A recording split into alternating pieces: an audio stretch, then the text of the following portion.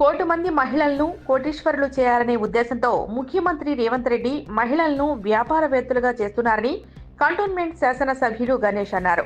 అంతర్జాతీయ మహిళా దినోత్సవాన్ని పురస్కరించుకుని వివిధ వార్డు బస్తీలలో మహిళలకు క్రీడా పోటీలు నిర్వహించారు. చివరి రోజు నియోజకవర్గంలోని లియో ప్యాలెస్ లో ఘనంగా మహిళా దినోత్సవాన్ని పురస్కరించుకుని వివిధ క్రీడల్లో గెలుపొందిన మహిళలకు బహుమతులను అందించారు. అనంతరం ఆయన మాట్లాడారు.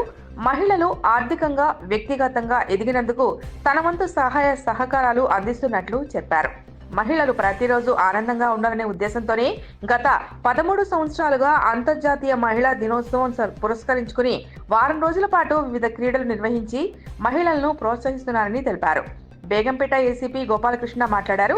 మహిళల పట్ల జరుగుతున్న నేరాలు, సైబర్ క్రైమ్ పట్ల అప్రమత్తంగా ఉండాలని, ఎవరైనా అనుమానితులు ఉంటే పోలీసులకు సమాచారం ఇవ్వాలని తెలిపారు.